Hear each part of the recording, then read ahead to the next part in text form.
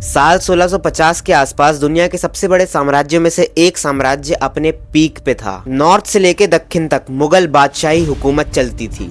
उन लोगों के पास कानून था, उन लोगों के पास सबसे बड़ा खजाना था, उन लोगों के पास सबसे बड़ी फौज थी।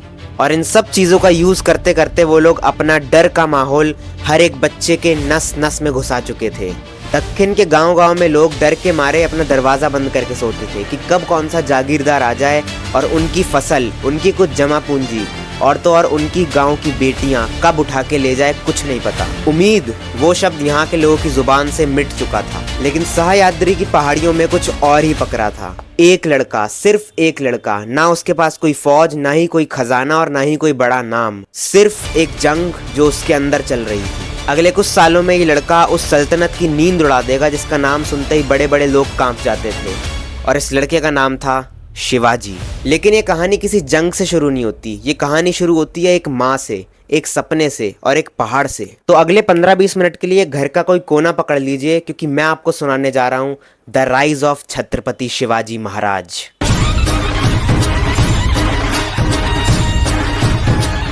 छत्रपति शिवाजी महाराज के जीवन में बहुत से संघर्ष रहे हैं और ये संघर्ष उनके पैदा होते ही शुरू हो गए थे। उस वक्त नॉर्थ इंडिया में मुगल साम्राज्य अपने पीक पर था, लेकिन दक्षिण, जिसे हम आज का महाराष्ट्र, तेलंगाना और कर्नाटका कहते हैं, वो 3 हिस्सों में बंट चुका था। 3 बड़ी सल्तनतें, अहमदनगर की निजाम शाही, बीजापुर की आदिल शाही और गोलकांडा की कुतुब शाही। ये तीनों सल्तनतें आपस में लड़ती रहती थी और ऊपर से मुगल सल्तनत इन तीनों को निगलने की फिराक में थी। इस पूरे खेल में आम लोग और गांव वाले बस एक चीज थी, माल ई घानी माट। इसका मतलब होता है रिसोर्स और नंबर। गांव के लोगों को मात्र एक नंबर के रूप में देखा जाता था, मात्र एक भेड़ बकरियों की तरह उन्हें ट्रीट करा जाता था। पावर का इतना ज्यादा डिसेंट्रलाइज होना बस आम जनता पे ही गंदा इम्पैक्ट दिखाता है। पावर तो सारी डिसेंट्रलाइज हो गई, अलग अलग जगह बट गई पावर, लेकिन उसके लिए कोई अकाउंटेबल, कोई जवाबदेह नहीं है। जनता के लिए कोई भी काम नहीं कर रहा था। गाँव वालों का बस एक ही एम हो चुका था कि बस फसल उगानी है, खाना है और जैसे तैसे करके उस दिन हमें बचना है, सरवाइव करना है। इस भीड़ भाड़ में एक शख्स जिनका नाम था शाहजी भोसले, वो उस वक्त के बड़े जागीरदारों में से एक थे। आइए उस वक्त के कुछ जरूरी शब्द समझते हैं जो कि पूरी कहानी को समझने में हमारी मदद करेंगे। जागीरदार वो होते थे जिन्हें राजा एक जमीन का टुकड़ा या फिर कोई किला दे देता था बदले में उसकी फौज के लिए और उसकी वफादारी के लिए। देशमुख वो होते थे जो कि मिलिट्री एडमिनिस्ट्रेशन और लोकल एडमिनिस्ट्रेशन वगैरह देखते रहते थे।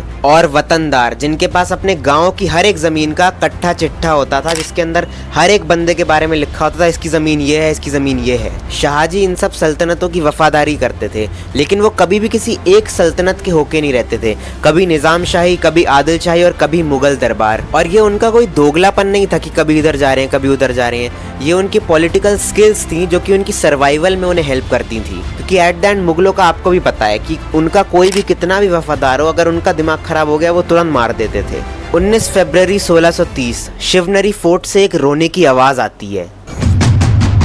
शाहजी और जीजाबाई का एक बेटा होता है जिसका नाम रखा जाता है शिवाजी, माता शिवाई पर। वही माता शिवाई जिनसे जीजाबाई ने प्रार्थना करी थी संतान के लिए। उस वक्त शायद किसी को अंदाजा भी नहीं था कि इस बच्चे का नाम पूरे भारत वर्ष में गूंजेगा। लेकिन इस कहानी के असली हीरो शिवाजी नहीं है, इस कहानी की मेन कैरेक्टर है जीजाबाई।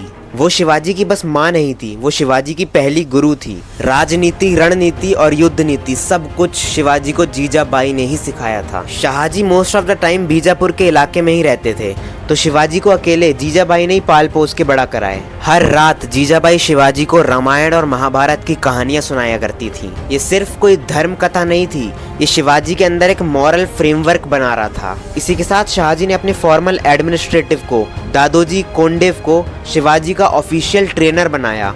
दादोजी ने शिवाजी को प्रशासन, हथियार नीति और घुड़सवारी ये सब कुछ सिखाया। लेकिन शिवाजी के सबसे बड़े गुरु कोई इंसान नहीं थे, वो थे उनका एनवायरनमेंट, उनकी सह्याद्री की पहाड़ियाँ, गुफा, घाटियाँ और जितने भी मुश्किल रास्ते थे वो उन्हें अपनी उंगलियों की तरह पता चल गए थे। तभी आपने देखा होगा कि शिवाजी हमेशा किसी न किसी टुकड़ी के साथ पहाड़ में जाते थे और एक बड़े दल को हरा देते थे जब वो गुजरता था उस रास्ते से। और यही स्ट्रैटेजी उन्हें एक आम वॉरियर से कहीं गुना ज्यादा स्ट्रॉन्ग बनाती है। मराठा मराठा समाज को समझना बहुत जरूरी है, क्योंकि यही लोग आगे चल के शिवाजी की नींव बने।